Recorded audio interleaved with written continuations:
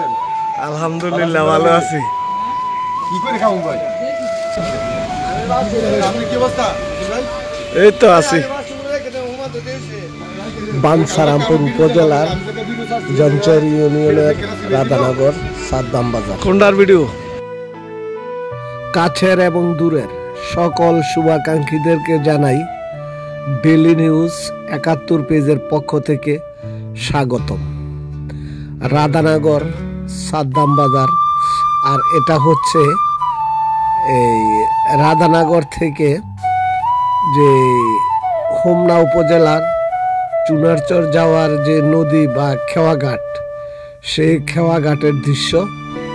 আমরা নদী পার হয়ে চুনারচর থেকে নদী পার হয়ে যখন রাধানগর আসলাম তখন এই ভিডিওটা নিলাম। প্রকৃতি দৃশ্য, এই তিতাস নদীর অনেক সুন্দর। হোমনা উপজেলার এই চুনারচর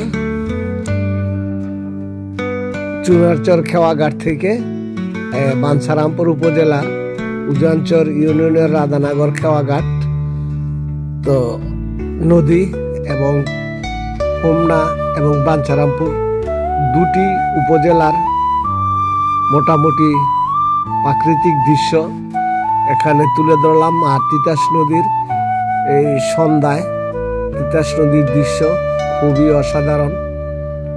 দেখতে পাচ্ছেন একদম নদী ঠান্ডা, কোনো ঝামেলা নেই নদীতে, শুধু স্রোত আছে, নদীতে অনেক স্রোত। তো আমরা খেওয়া দিয়ে নৌকা যোগে পার হচ্ছি। ইঞ্জিন চালিত নৌকা আমরা রাধানগর এই খেওয়াঘাট যাচ্ছি। দেখেন নদীর কত স্রোত, অনেক স্রোত এই নদীতে।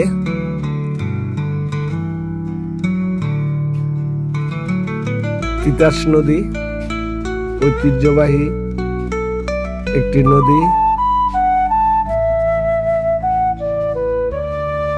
আমরা এখন রাধানগর খেওয়াঘাট এসে পৌঁছলাম। আর এখানে ছেলেরা এই নদীতে বসে দিয়ে মাছ ধরতেছে। অনেক সুন্দর এই দৃশ্য। এগুলো প্রকৃতি। এই সব ভিডিও দেখলে ছোট সময়ের কথা মনে পড়ে যায়। আর দেখতে পাচ্ছেন এখানে হচ্ছে খেওয়াঘাট। নৌকা দিয়ে এখন চুনারচর যাবে। তো আমরা এখন রাধানগর সাদ্দাম বাজারে উঠলাম। এটা হলো আমাদের এক ভাই, বোনের জামাই হুমায়ুন কবির, তরকারি ব্যবসা করে। তো তার কথা তো আপনারা শুনলেন। তো ভিডিওটি যদি আপনাদের ভালো লাগে